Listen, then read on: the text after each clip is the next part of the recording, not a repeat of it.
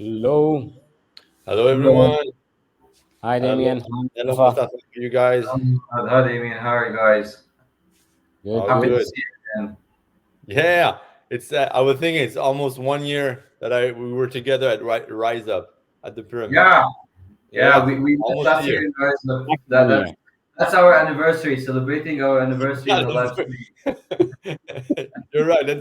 Let's celebrate. Let's Yeah, do it. Interesting. Okay, so let's start. I think, Damien, the microphone you have this time. Yeah, I'll start. So we always go through Kogia very quickly. So we're a startup studio with just to get back. We help entrepreneurs, startups launch their idea with various services by building their MVP with their app, with the team, their marketing, and also helping them to get funded. So that's what we do, and that's what we love to do. And then we need great experts and partners like Mustafa right here, who's an expert in B2B sales. He's the founder. I never know if I say co-founder or founder. Maybe that's a that's an insight, but Mustafa will present himself. He's the one that leads, that gets the business running, would say, and he's an expert in B2B sales. So I'll let you just do a quick snap of what you do. You'll talk well of yourself, Mustafa. Let's go. thank you so much, David and Muhammad, for this amazing invitation. And thanks to Kugia for allowing me to give me this opportunity to be with you today. So yeah, I'm the one who runs the operations. I founded the business, and then I got a good advice for someone. If you want to thrive, it's not about the position, it's not about the title, it's about what you actually do, and put yourself in the place where you can add the most value.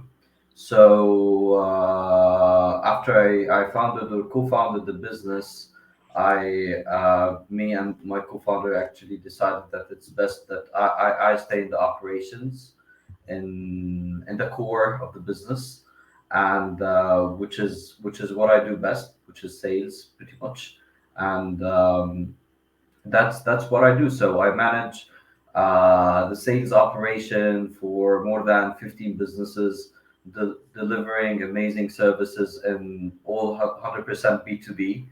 So yeah, it's a journey, and I love it. Yeah, I think, Thank and you, what I like Mustafa. with you is like we were together, and I like how the way you were triggering me and tickling me on getting the value proposition of what we were doing, like how you were going to be able to say it correctly. So you got me shaked a little bit. I remember that one. But also, I'll shake you with a few questions today. Now it's my turn. It's better that I shake you with a few questions, better than clients and people asking you. So it's always better to come Yeah, from, exactly. when you're speaking with your lawyer, if you're heading to like some sort of a case, and they start shaking you and start asking you all the dirty questions, better than you get asked these questions in court. In court. And so that's the way I see it. So Yeah, the but you're sales right. the It's a sales great meeting is approach, and a then court after all. There's the judge, and the client is the judge and the juries. So it's better that you get to be ready to be asked any question, because the demo is usually, or the discovery meeting, or you have like very few minutes to make an impression whether you're gonna be guilty, or you're the right business to work with. Interesting. right. Yeah, good approach. That you started the best starting for a live, just getting in action, just acting as a very professional B2B sales expert like you. That takes me to the first and the most important point I think you can advise us and advise our audience about, which is the the best or the ideal or the proper B2B sales strategies that you can find is recommended for businesses nowadays, and especially in this kind of time, to maintain the momentum for both the sales team and the business itself. What do you think? Like you're a business expert. You're much better than me and Damien as well. And you know that the word ideal doesn't really match what we're all doing here. So there's no ideal sales strategy, but what I know best is that you should have a clear sales strategy to be able to thrive in this world. We're talking about thriving, not even surviving. So there's no such strategy that you can call it. This is the best thing to do. But if you don't have a process, if you don't have a plan, you're missed.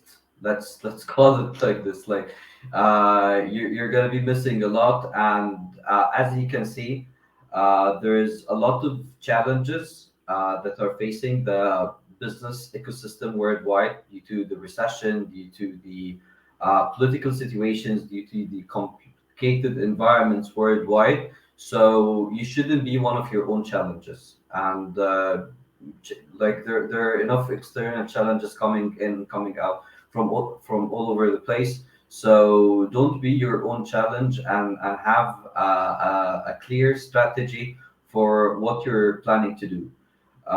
What I always say is that having even a bad plan or a bad strategy or an old strategy, like an old school thing of like a very simple sales process, is better than nothing. Is better than going to your office or going to your business or to your clients every day without a clear plan or a clean strategy. I would go with the worst, with no tools, with the worst plan ever, but at least have a plan.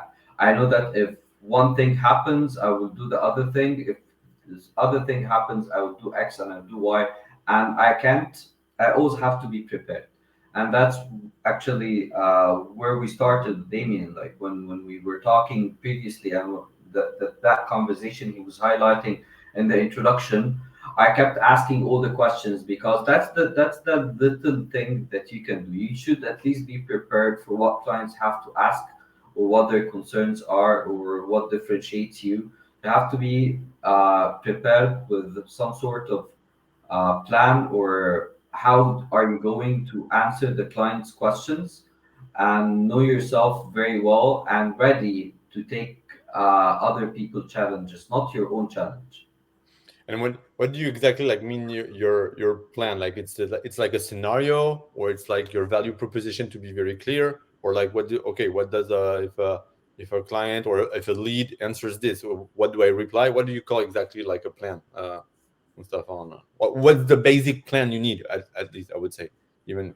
So the basic plan you need to know is why your business exists, and who do you serve, and why do you serve them. So for example, you started Kogia. So you saw a problem that some entrepreneurs have, and you know their challenges, and you decided to solve these problems for them.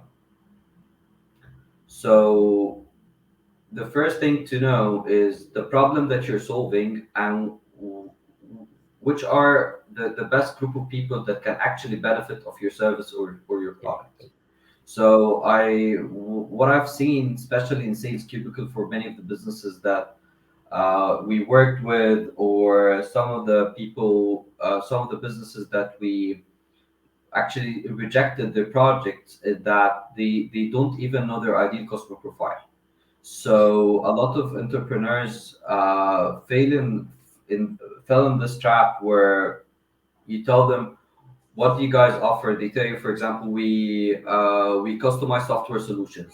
For who? They say, so anyone can be a customer for us, because Anyone. everyone can I be. think that's the worst thing you want to hear. Anyone who's your customer, anyone. Yeah, exactly. For a salesperson, this is a nightmare. They think that they're opening the spectrum and giving that I'm going to be very happy when they tell me that their product or their service actually works with everyone. But I know that nothing works for everyone. Even if it is, you should actually classify and prioritize the target segments that you want to target. And people, they always, the biggest problem that salespeople face is that entrepreneurs always think that they know the answer, that they have done the segmentation, because they said, for example, we're going to target the FMCG industry. The FMCG industry is so huge. Okay, you have to break this down. Like what business size of an FMCG? are you targeting, and who's the best person to talk to offer them your service. So this is the base.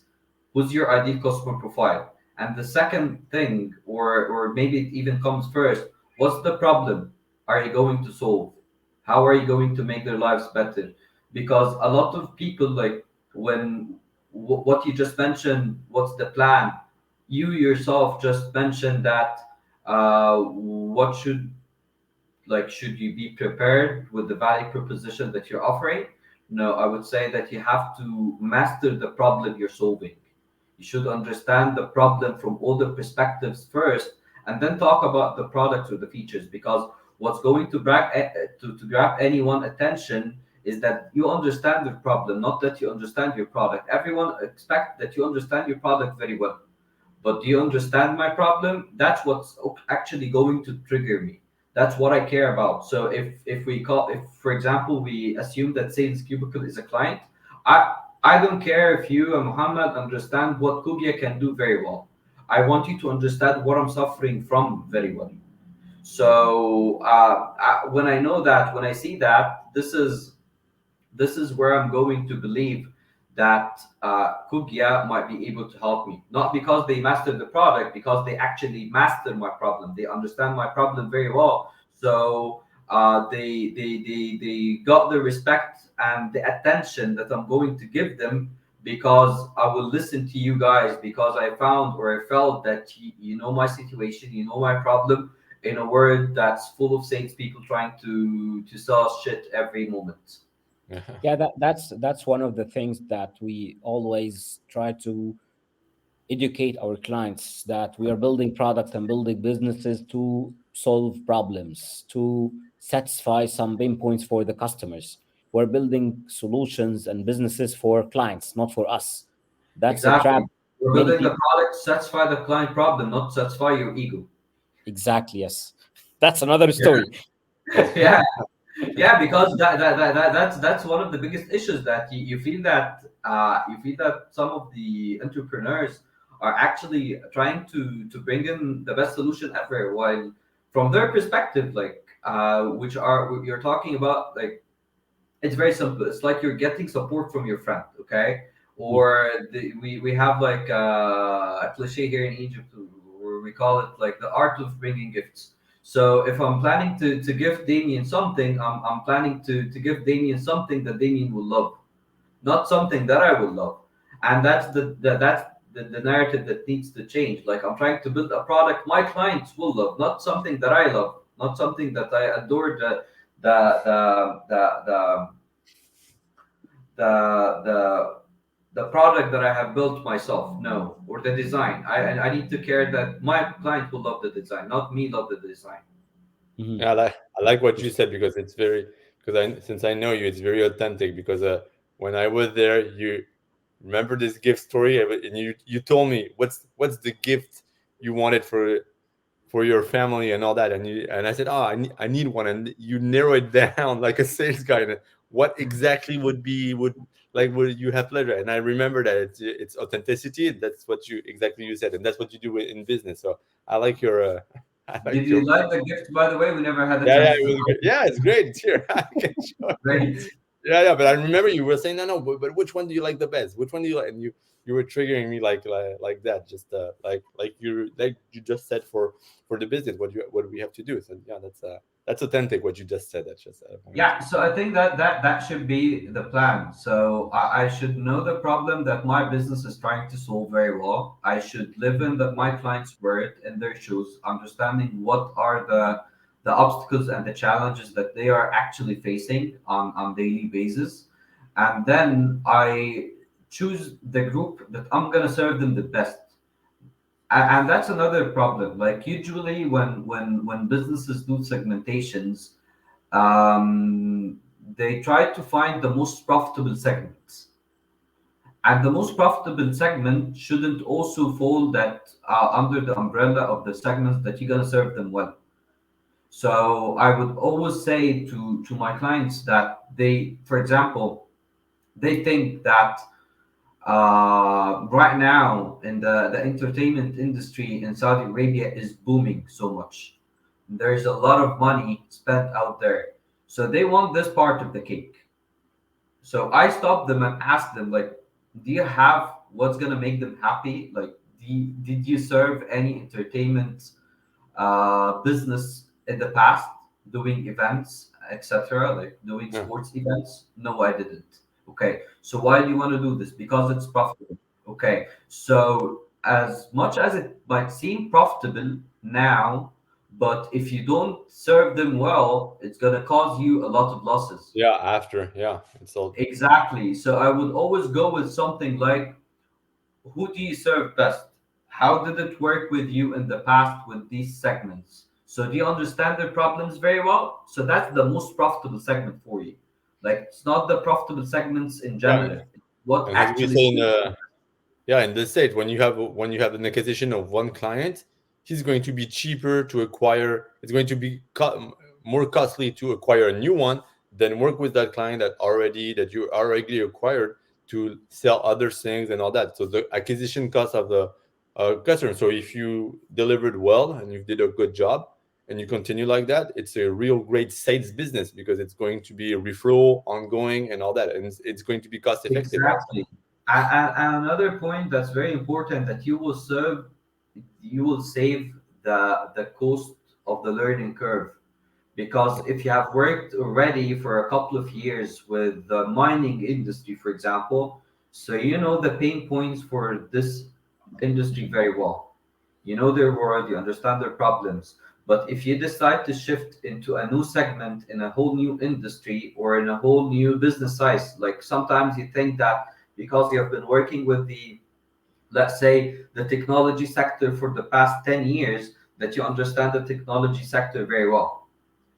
No, maybe you were working with startups from the technology Yeah. sectors, and startups in the technology sectors things completely in a complete different way in compared to medium-sized businesses of 100 or 200 people, and the mid-sized business of 100 to 200 people, things completely different in the same industry, in the same location, the same domain, than the enterprise level. So every change you make into your ICP actually affects your business, affects your sustainability, and it's a big decision that you need to take carefully, because it will affect a lot of things. And the cost of it is not just money, it's time that you will never be able to bring back. So you would spend 3 or 6 months, 1 or 2 or 3 quarters trying to sell to a new domain. If you didn't take this decision carefully and it didn't work, the knowledge that you have gained trying to sell to a new domain for 9 or 6 months will not come back. Like, you will never leverage this again, and the time will never come back. So first thing, know the problem that you're solving, categorize and classify the people you can actually serve and provide the service to. And three, put this in a very clear document, call it an ideal customer profile. Put everything you know about this customer, the problems that they're having, the story that they're telling you. Narrow this down, so you can actually benefit from this learning curve that you have built. Because when you focus on one domain and one ICP, one ideal customer profile, you actually get to the first conversation and you get to hear things you never heard before. And the second conversation, it will not go well as well, and you will get some objections that you will not have answers to. And the third conversation and the fourth conversation, you will lead it. It's not the customer who will be talking. So from conversation one, two, and three, you have got some learnings that you're going to share with the client, will actually respect you so much and start giving you their attention, because you have said, you've used their jargon, you have stressed on the pain points that they actually really share and they really have, and from there you'll be able to move the deal forward. Yeah, good. Yeah, it's a good recap at the end. You're totally right on that. And you talk about like the basics, things you need or to start, but like right now with all these AI tools and this innovative approach, what do you think which is most like effective or constraints in our environment? Like, do we have to use these? Does it go fast for the sales? or you can go with the basic? What's your opinion about that? No, definitely you should actually try everything. At least give it a try. Like I'm one of the late adopters for technology in general, and Muhammad knows this very well because he knows me from like I don't know like 13 or 14 years so far. So you have to open your mind and see what's there and give it a try. Like and it's very easy because actually most of the sales tools out there gives you a free Yes. try. Yeah. So at least give it a try and see how this will actually affect you. Like my journey actually for 7 or 8 years of my experience, I never used any sales tools whatsoever. Even LinkedIn, I wasn't active on it, and I never used it for prospecting whatsoever. Okay, and that worked. Like I was still cutting, and I was still getting the results that I was able to I was supposed to get, achieving my targets. And then when you go from an extreme to another, so once I started to know that there's tools, I thought of using everything. And when I started Sales Cubicle early on, I was like a kid. I have a budget, and I want to get every single sales tool out there. And I found that a lot of them were actually waste of resources. Not because the tools are bad, but you don't actually need all these tools. But you need to try them, and some of them will actually give you some benefits, and some of them will have drawbacks depending on your style. So I'm one of the people who actually care so much about personalization. So we have to personalize the messages and the outreach and the touch points we're doing to the clients. So too much automation can actually affect me too bad. So I need the tools that actually can help me and save the time and to fasten the sales process.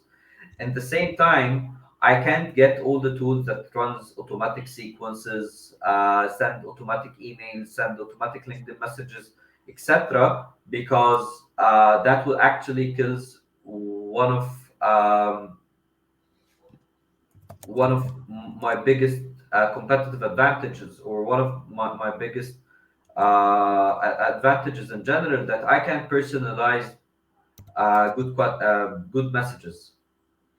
Yeah, that's So good because we AI were like in tool, I use it to rewrite my emails. So, for example, if I want to write an email to Damien, I put the content in there. I ask AI to refine it, like ChatGPT or this other Google product Bard, and then I take it back. I edit it and I send it to the customer because it just put the email sometimes in a better structure or make it faster than I do. So instead of sending an email in 7 or 8 minutes, I can do it in a couple of minutes now. Yeah. yeah, Interesting. it's interesting because it's I remember it's a conversation we had, and like in the marketing, I believe in the automation, it has to be effective and all that, but when it shifts to sales, it's kind of different. And I know you're a very personalized approach in the sales, and this is right. And I remember when we talked about like LinkedIn and all these automations, and you replied to me like, okay, I prefer to reach like the ICP, I know 10 people on LinkedIn, and you will have a good rate instead of going and outreaching 100 and you're not in the good target, because you will have better result on these 10s than on the one on the 100. So that's your approach, and Yes, you're right, and you're better because what's important is the closing rate after at the end, also on the sales. adding to that, Damien, when you're working in the B2B industry, I would always go with prospecting accounts. We're not prospecting people. Okay. So right now, if I'm targeting Kukia as a business, so I don't know Mohammed and I don't know Damien, but I don't care who few will actually buy. I care that Kukia will be a client for me. Okay. So in that case, if I don't if I would rather spend more time researching 10 or 20 clients, and when I see that these companies are fit to whatever the product or the service, so the chance to bring them on in a meeting or in a doing them a presentation or giving them a free trial or whatever, the call to action that I'm supposed to give, any the matrix that I'm being judged upon is much higher, because I can study Kugia very well, and then I can try to find different people at the same company. And if if I'm using an automation tool, there is no way that's useful to automate a personalized message to 20 or 30 companies, because when we're talking to 20 or 30 companies, we're talking about 3 to 4 or 5 people each. Yeah, so it's So very narrow. It's very so narrow. if I'm automating the messaging, if I'm automating the outreach, all the research that I have done have gone to waste. And instead of coming to Damien, hey Damien, I know that you're in France, and I still saw your partner, and your kitchen is actually in Egypt and in different places all over the world. And I seen your previous webinar with Mostafa Husseiny, and I know that you're actually interested in this and this and that. So the probability that Damien respond to such a message is much higher than getting, hey Damien, I looked at your profile, I would love to pick your brain at some point, blah blah blah blah blah. If you have a room for 15 minutes, let's grab a virtual cup of coffee. Because I'm sure if you open your LinkedIn inbox right now, you have a bunch of these. Yeah, it's But like if doing you your homework. actually get So we can. someone who has researched your business very well, and I've seen that you have gone to Quantec for an MBA, blah blah blah, and you have done this consultation for this business. So you feel that this person is not going to waste your time like the other person. So yes, the automation tool would actually save a lot of time and send 100 of messages in few minutes, but it will kill it will kill the conversion rate, because out of 100, if you're getting 2 or 3 meetings, what if you get those 2 or 3 meetings from 10 or 20 companies? That's a much better conversion rate. Uh, Interesting. I think building on this, Mustafa, as well, the one of the challenges that many business face, what we call in the sales field, the playbook, the sales playbook. How do you think the playbook should be customized for any business, and how crucial is this playbooks is needed for any sales team, either the internal teams for any business, or even when the business thinks to get an outsourced help with some other people? How do they should customize it, and why do So you need it if it's needed? the the first question should be, who should create the playbook? And I would love to reverse the questions to you. Sorry. Who should create the sales playbook? That's the first question. I'd love to target this to you guys Yeah, first. the sales playbook, as per our executive MBA, for instance, they were advising us that the sales playbook should be built in house for any business. Any Mhm. business and any business owner should have the learning and the knowledge on how to sell his product first, before hiring a sales team in house, or even to look at an external agency to sell for them. That's why it's not an easy task to do. And part of this playbook is the ICP and all the aspects that you were talking about. But that's why is it crucial to customize it, and how do you customize it for your clients if they don't have this kind of playbooks? Okay, so I really wish that all my clients actually have studied their executive MBA with Quantec, because that piece of knowledge is very so the fucking sales guy. valuable He's for the me. sales guy from Yeah, Canada. I think this is one of the biggest problems that this is one of the main problems that contributes the most of the turnover that happens to salespeople, because most entrepreneurs and most business owners thinks that the sales playbook, just because it's called sales, it has to be created by the salespeople. Well, it's the sales playbook. It's like, let's call it the sales manual. So the first question Mohammed asked is, should it be customized?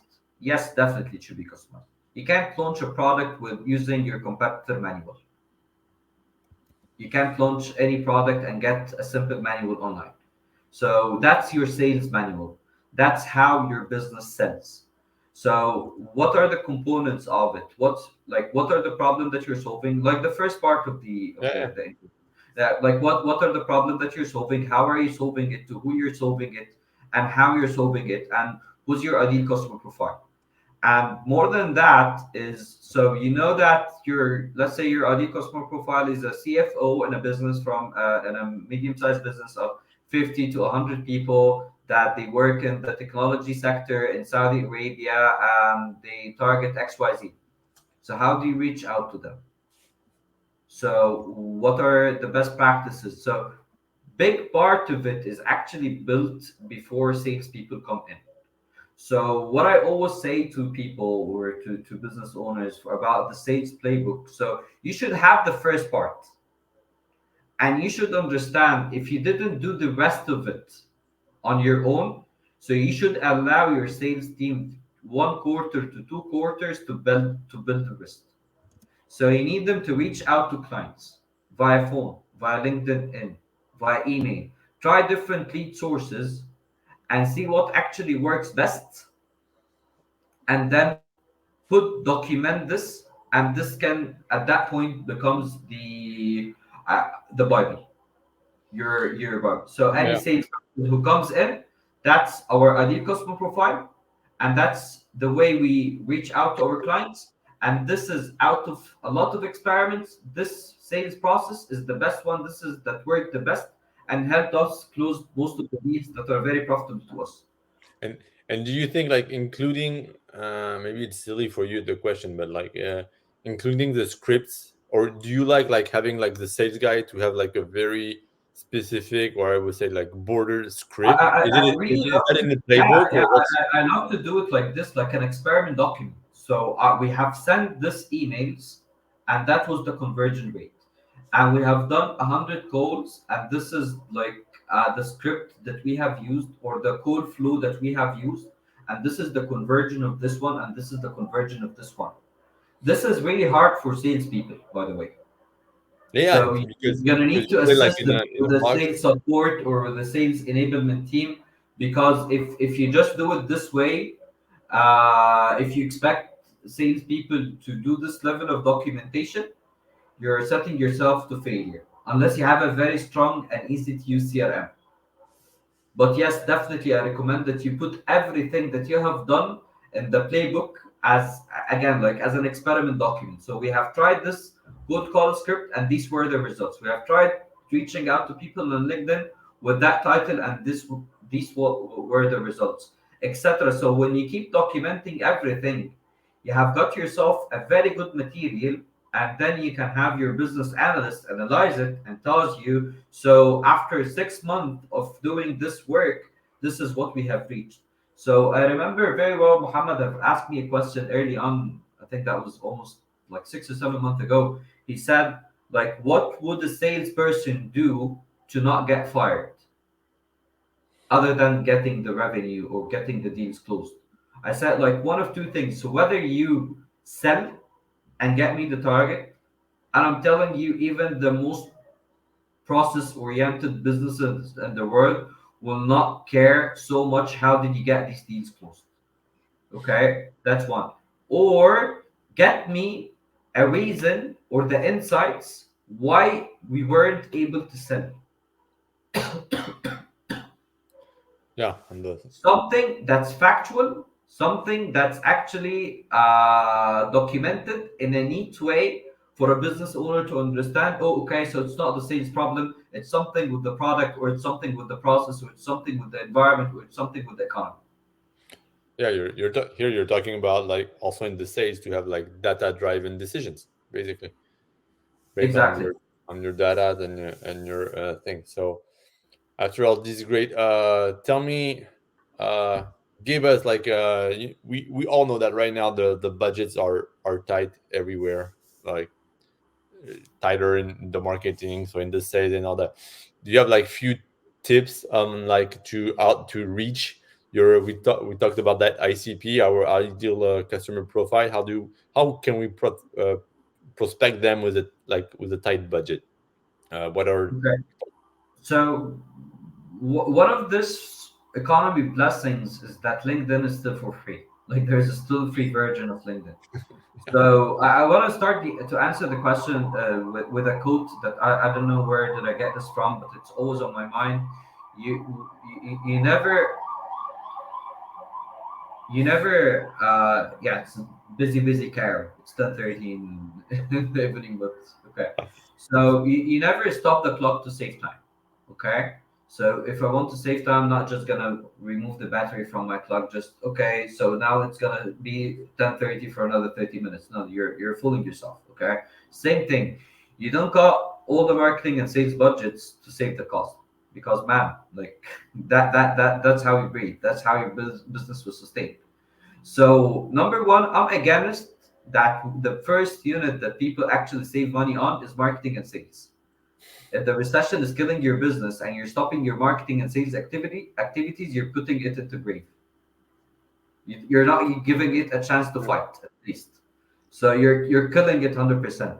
But and yet you can work and operate with minimal resources with absolutely close to zero. You have LinkedIn, you have filters, very easy filters. So start, follow a process. A process will cost you nothing.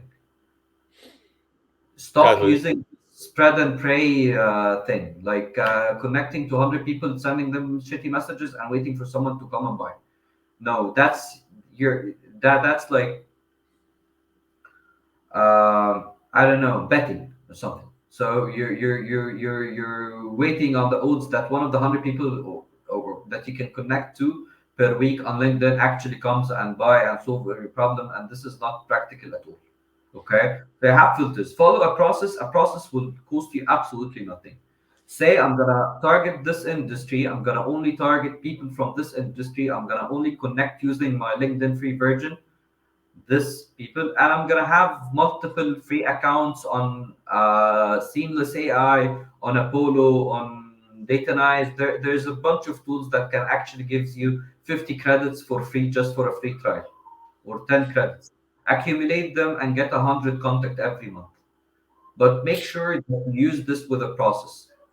And then use the regular email. You don't have to get a marketing automation tool to send an email. You already have the tools. Use them and automate them. he'll be back. Yeah, I think.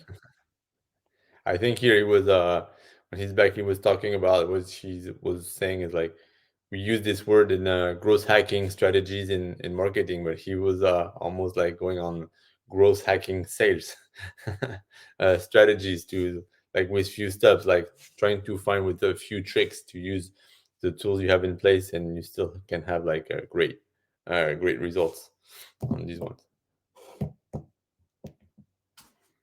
I think there's Ah, connection. uh, Yeah, it's back. um, let's give him a chance to check his connection.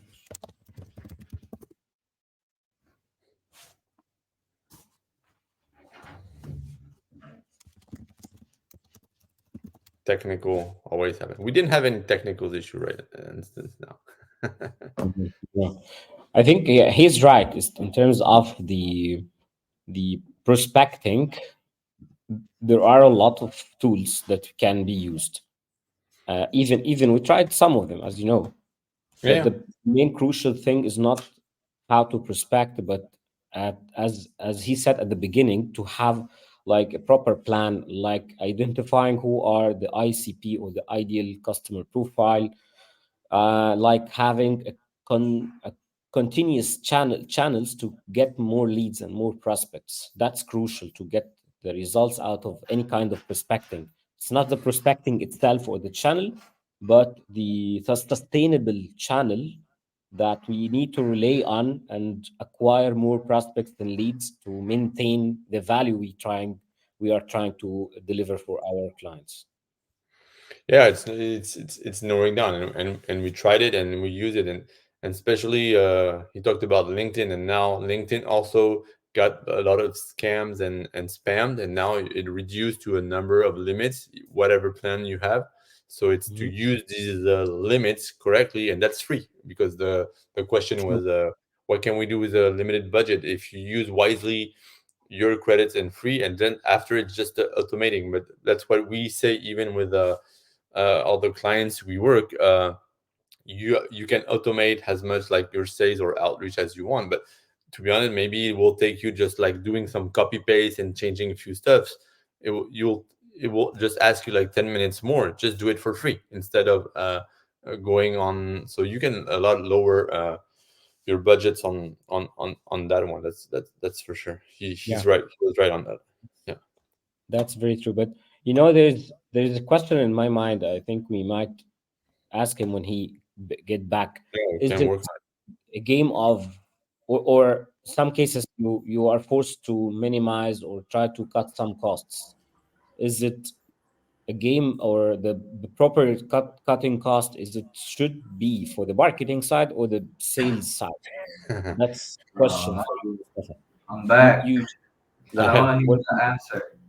You're back on the yeah, tough one you here. were saying you were saying that some business leaders or some businesses started to cut off some costs in terms for the marketing or sales channels, Yeah. and that's not just cutting costs, that's killing the business itself.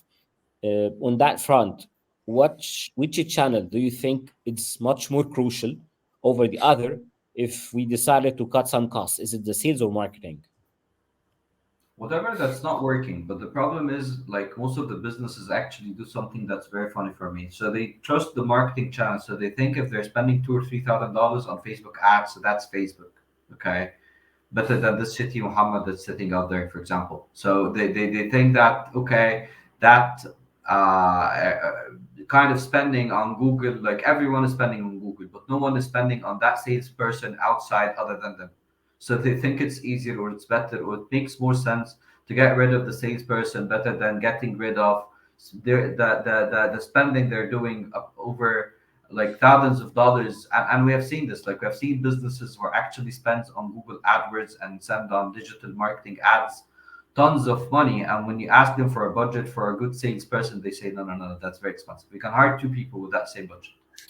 Yeah, So yeah, but you know what? Because we had a talk of marketing with Madhu, and I think we have to do a big round table, guys, and we had to do like a little battle. Yeah, you're right. With yeah, marketing and sales, and we could have fun. maybe that's the next webinar, but I prefer to have them in person so I can solve my problems with them after the webinar. So whatever, so we can have it like a Yeah, fight, you're right. like We'll a stay friends masters. at the end. It can be a little, yeah, muscular or a little battle, but Exactly. it can be fun. So I would go with a very reasonable answer. Cut what doesn't work.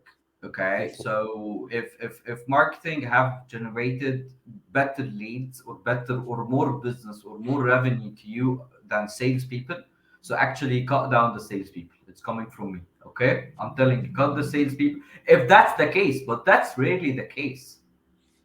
That's really the case because is it the spending that you're doing, is it the MQLs that you're getting from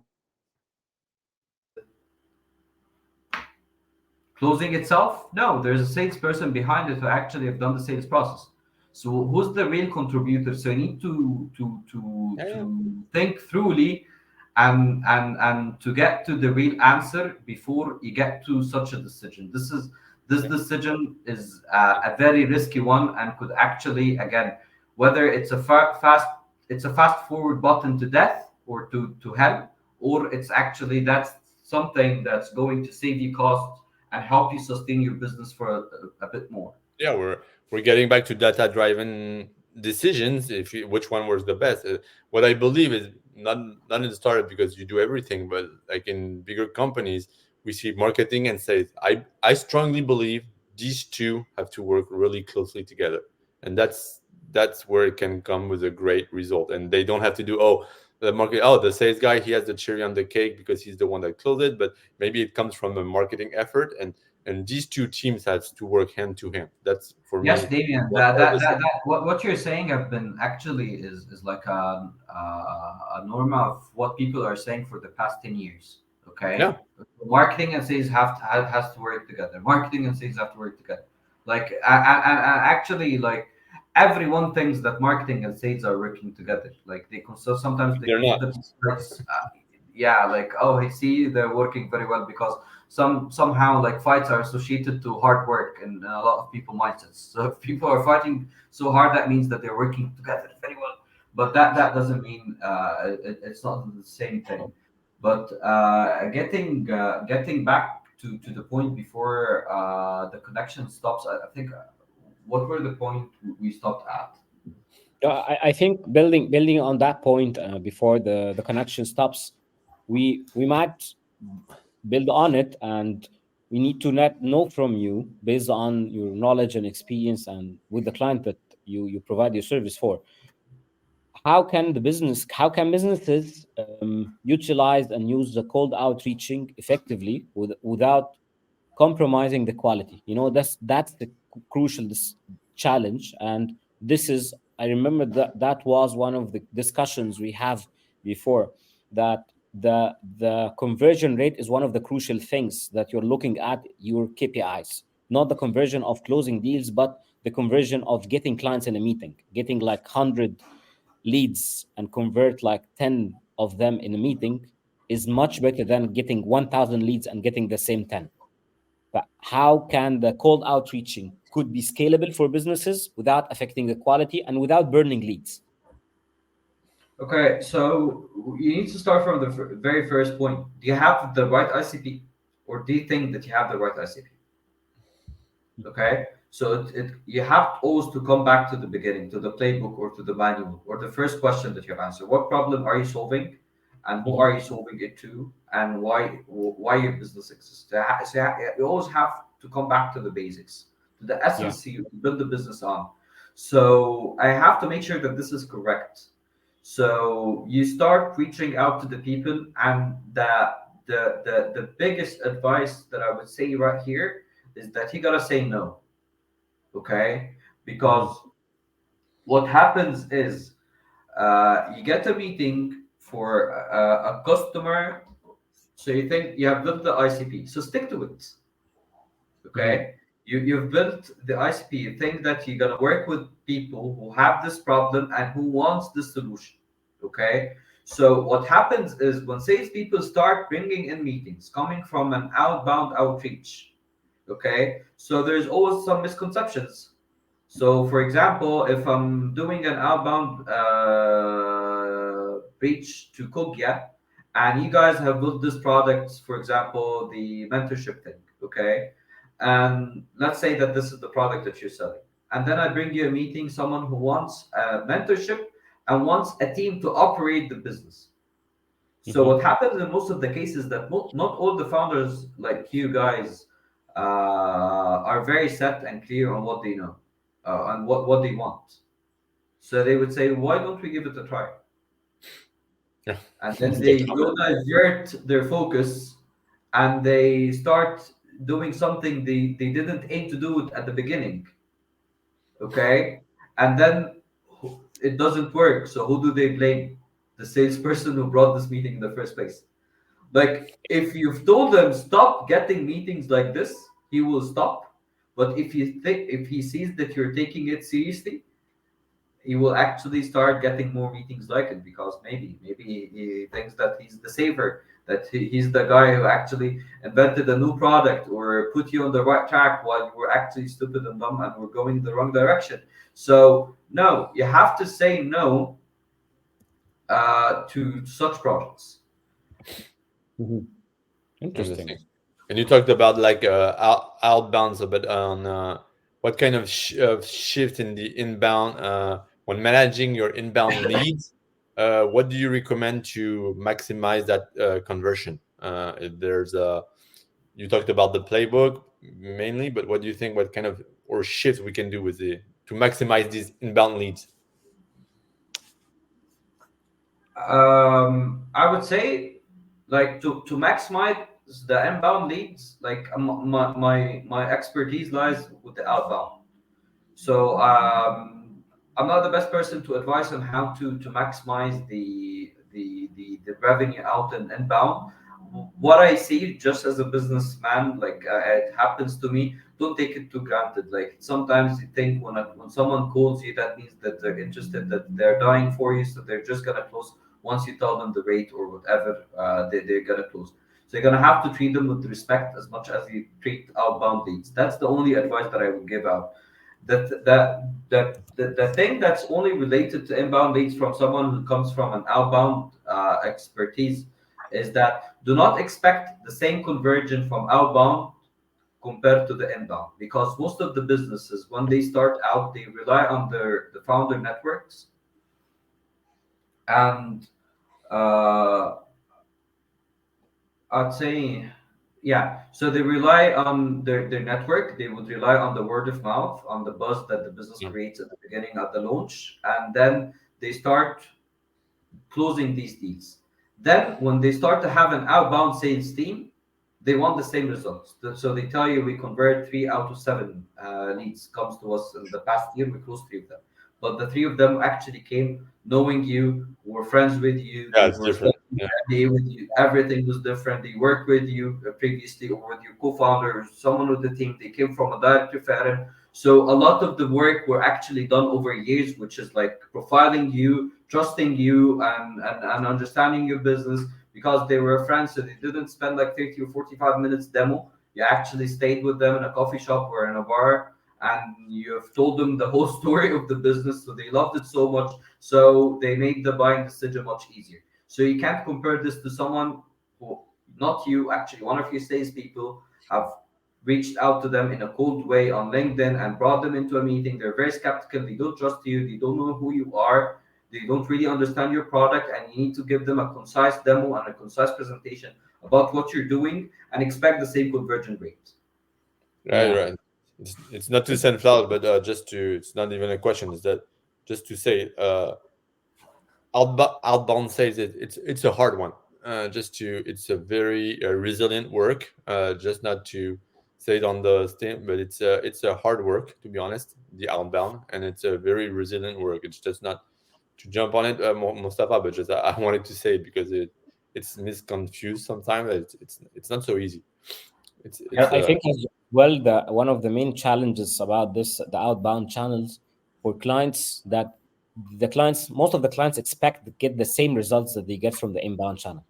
Even the feedback or the perception of the clients they get from the inbound channel, they expect it will be the same. However, actually on the ground it's totally different. The inbound channel, it's someone looked at the website you have or know about your service from a friend, from other referral. That's totally different approach for the first meeting you can hold and manage for that client with someone he doesn't know about you before, or doesn't know about your service at all. That's crucial thing, and that what makes this kind of outreach is a bit tough for some cases.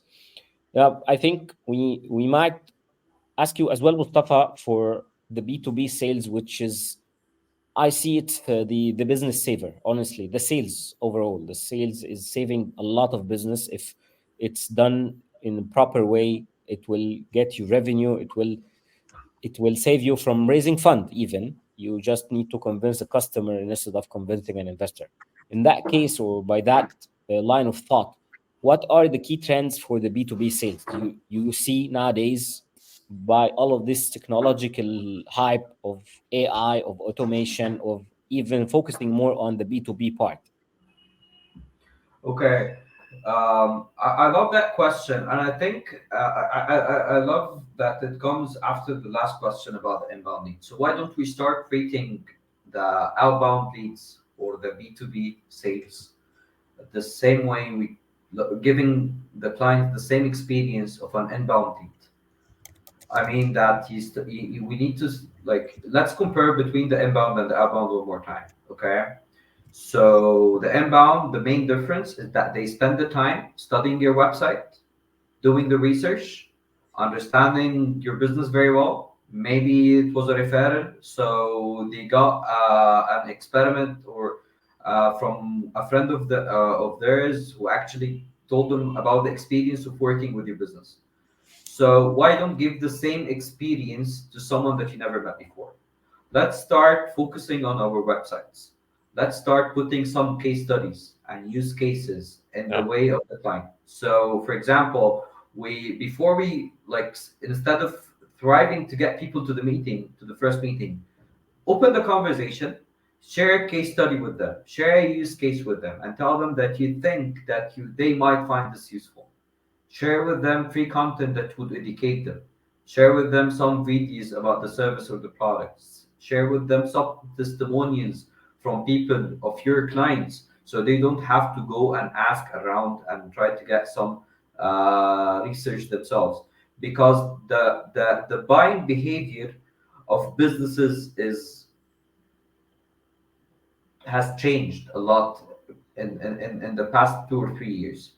So previously, we would go to the client, tell them, "Hi, we do X, and that's how we do it, and this is why we do it, and this is our presentation, and this is our company profile, and that's it." So they would go and have an internal meeting. Do you think that we can go with these people? Do we have the budget? Yes, so that decision is done. Now the customer doesn't want to do this. They think that they can get all the information themselves. They want to Easily. do the research themselves, and they want to find out some things on their own about you, and then decide if they're gonna work with you or not. So you're Yes, gonna need to you have to pay do the attention job to for them. them to access it easily, that they don't know. Exactly, exactly, and not only on your accounts. You're gonna have to think of out of the box. You're gonna have to think of PR. You're gonna have to think of partners talking about you. So, because this is what they're going to believe. Like, for example, you always believe your older brother, not your parents. Okay. So you always go to someone, to a friend, not your family. Okay. So if I'm talking about myself, you have the tendency to think that I'm lying, that I'm trying to polish my scenario or my story. But you're gonna have to have what's in the background, like the background noise should be positive about me. So, for example, when I'm looking, so Kogia, I speak with Mohamed and Damien, and then I like what they're saying. But we have all been in that situations where we were talking to someone who seemed so good that we always say it's so good to be true. So we need to ask. We need to do our research. We're So true. We're true. when I'm doing a research about you, I'm not going to ask Kogia's website. I want to find this somewhere else because Yeah, yeah, from its. on another part. Yeah, yeah. Yes, exactly. So we have to look at our business from different aspects. So when people actually go and ask and do the research, they would find that what we have said is in synergy with what they have found online. Yeah, And authenticity is the key. yeah. Like, That's it, totally. But be careful on your last point. You're starting to shit on the like a marketing guy. Just be careful. I'm just saying that so that so that you're be careful on that the one. sales people are marketeers after all, they mean like. Just to and to wrap up, this is something also we cherish, and especially in the startup world, we've been like there was this bubble of fundraising and getting a lot of money, and then we believe with Mohammed that we need to get back to basic business and a sustainable business that gets you revenue. And same thing on the sales. How can you? What are the key components for you to get a sustainable sales strategy that will not just last 3 weeks or 1 month, but you're on a good one and that's sustainable. You can count on it, and to grow your business with it. So I think it's the last word that I closed with in the last question is it's authenticity. So you have to be authentic. You have to be real. So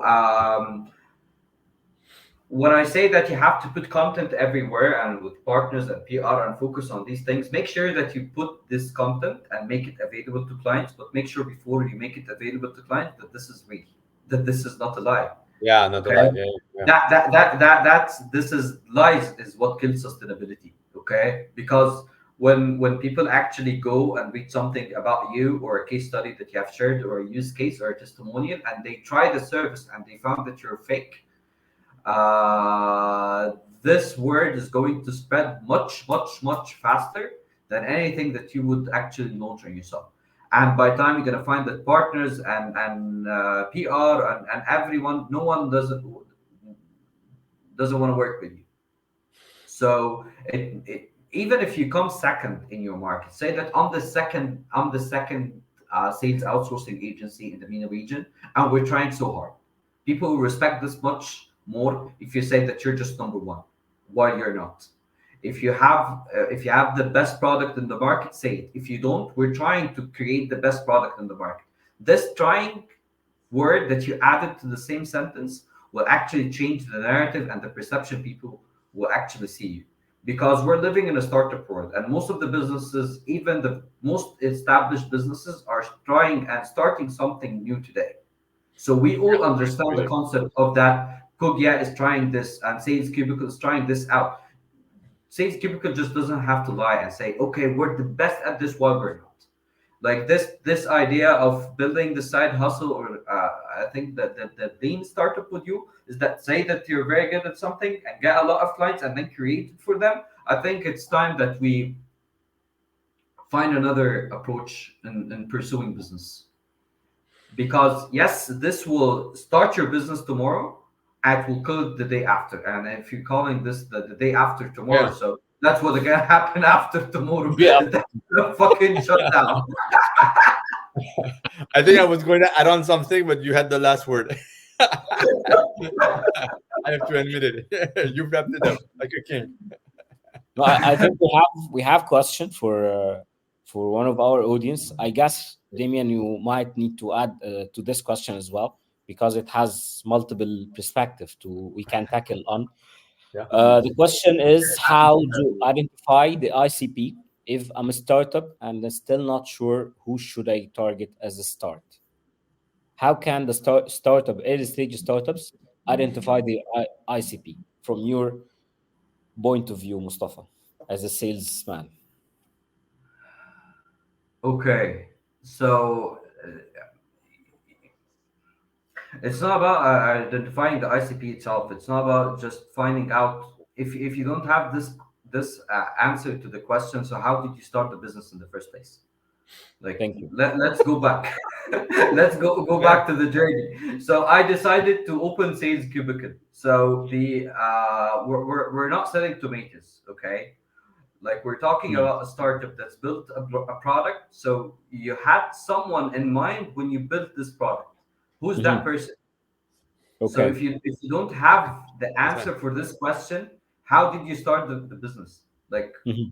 when you thought of, I'm gonna open a sales I agency. like, yeah, Okay, I like wow, that vision, like to trust. Okay, when you thought the first time of your business, who's the person you thought of? That's a very good image. Like, okay, who's the guy exactly. you were Like what? targeting at first? Because Who after when you're exactly? moving on, your vision is like it's like biased, like because you're moving on and you're and go back to your basic. What was your first person you wanted really to that you have in mind that you wanted to? That's a good one. Exactly. So that you as a founder should know the answer. So if you started, like for example, a company that actually recruit talents for businesses. So why did you open this business? Because you found a gap at a specific industry, at a specific company, that they don't know how to hire these talents. Okay, is this company? Is it? There are a lot of businesses like this one share the same case. Are they startups? Are they small businesses? Are they big? Are they huge? So who are you serving? So you thought of the idea the day you thought of starting this business. You said these people have this problem and I will solve it with this product. This these people are your ICP. Okay, so let's say you started the business, and while going through, you started to find like a lot of ideas, and people actually shared, and you know that this product would actually work with this, and this product would actually work with this, and this product should actually work with this, and you started to customize and make some changes to the product based on the insights that you were getting from the people you talked to. Yeah. So True. have you researched this thoroughly? If yes, so you found that this is a good segment, so this is your ICP. So this is something that you do not find as a salesperson. This is something you find as a founder in the first place, as a business owner. Yeah, I You know. Mhm. built this And ship also we to serve were people. Who are they? You tell me. Yeah, it's Mhm. and it's also I think too that's what we all with the time doing your good homework before, which is the market research. Who, what pain point you're answering to who and why, and like do surveys, go outside of the building, like a famous lean startup said, yeah, go outside of the business, interview. What do they want? What's their pain Well, point, it's and not what if do you're home, because most of the founders are working from home now. yeah, So but they must. Yeah, but that's a new trend. Now you must get out of your building. yeah, That was you gotta no, get out of your but bed, yeah, literally. or at least that's Not very other. important. Yeah. Like we move now, we're moving. Yeah, No, that I think.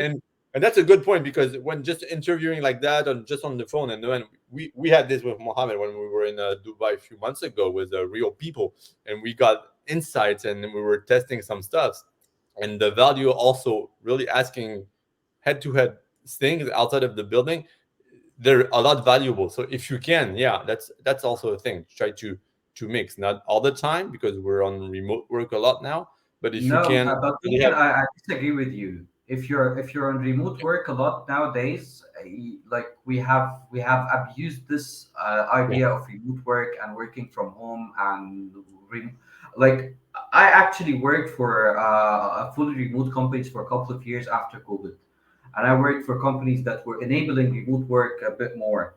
And with all due respect to these companies, like I've put it on my LinkedIn profile that a remote work enthusiast.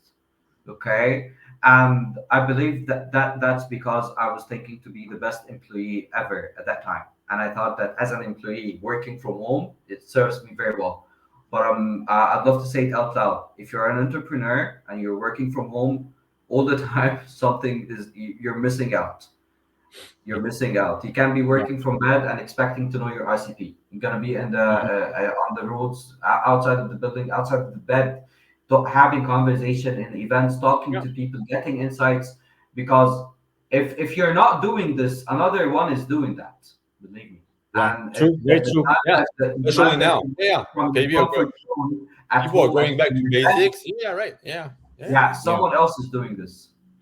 Yeah, I think as well for this question because it reflects in in my mind as well for the business side. I guess not. I'm sure, honestly, not guessing. I'm sure that identifying an ICP for any business, it's part of the business validation. You have to validate your business by getting and identifying the ideal customer profile. And this is part of the product market fit journey. Even if you started with a typical ICP in your mind and it didn't work, you have to pivot, you have to make some changes, and you have to look at other options and other alternatives till you find the best customer who will paying for your service, and that's your ICP. Then you need to replicate this ICP and start grow your business. That's the only way you identify the ICP. It's not just filling a playbook or filling some documents. It's a journey. You have to discover, you have to get out of the building, you have to get explore what are the type of customers they might be interested in paying for your service. I think Yeah, I yani, this could completely be agree with you. our closing for this great conversation and discussion. And I like the idea of having another call, like you fight won the between battle. the You won the battle. marketing. We Yeah, need a bathroom. Get me a Yeah, we need it. marketeer. I'm We ready. need it. I'll get my Don't worry. people. perfect, amazing, amazing. Thank you, Mustafa, for being with us, and thank you very much for these insightful thoughts and insights you shared. There are many comments across different channels. People are adding as well some comments about and agreeing a lot about some points you've shared. Thank you very much again, and hopefully this we can repeat and have much more talks and much more lives in digging in deep details about the B2B sales. Thank you so much. Thanks a Thank lot, you, guys. Mustafa. It Thank was you, a Damien. pleasure for our 1 year anniversary. Thank you, Habibi. Thank Thank you. you. Goodbye. Thank you all. Have a good Bye one. bye. Bye bye. Bye bye, guys. Next visit.